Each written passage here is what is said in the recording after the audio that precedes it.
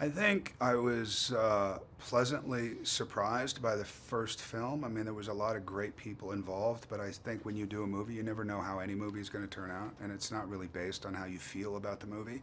You know, I think Denis is a very special talent, and he was able to put together a movie that was special, very special. It takes a current event, it brings it into light. I thought we dealt with it interestingly, but I really like what this movie does because it took the arrogance of who these guys are, had the setup, and it cracked it.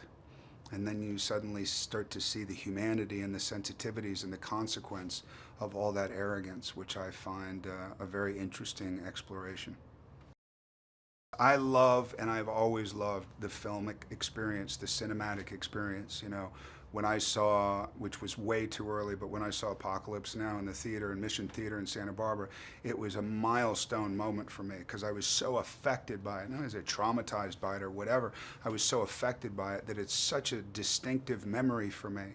Would I have had that if I was home and I was pausing it and I was going and getting a Coke and then coming back and again, you know, I love when those lights come down in the theater, you are your own, you're in your own, it's its own universe.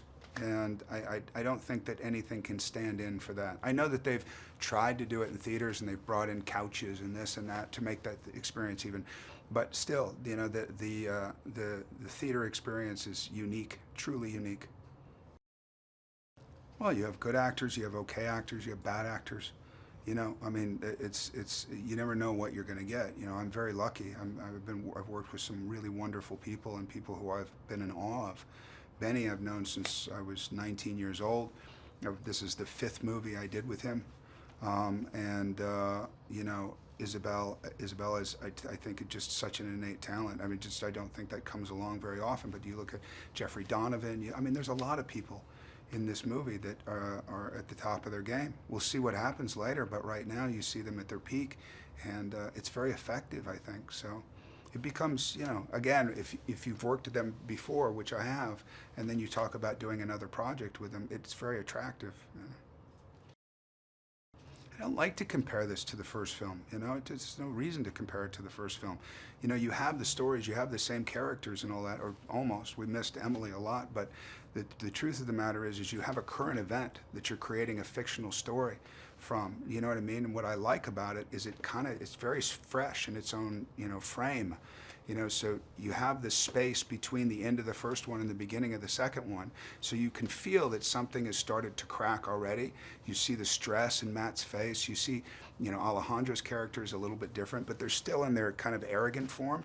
And then once things don't work out like they want it to, you know, consequence starts to take over. And within consequence, you start to see cracks in characters, and then within that, you start to see a sensitivity that you haven't seen before. It's very personal. It feels to me kind of like when I saw No Country. You know, it had a very personal impact on me. I felt like I got to know and I saw things in people I wasn't supposed to see. And that's always an interesting factor when you see a movie.